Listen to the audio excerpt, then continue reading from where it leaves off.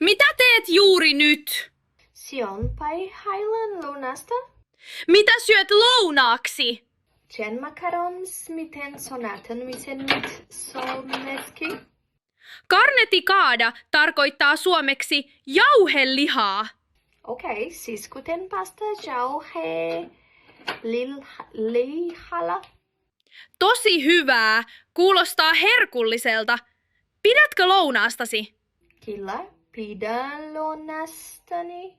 Se on hyvin yksinkertainen eikä sen valmistaminen vie kauan.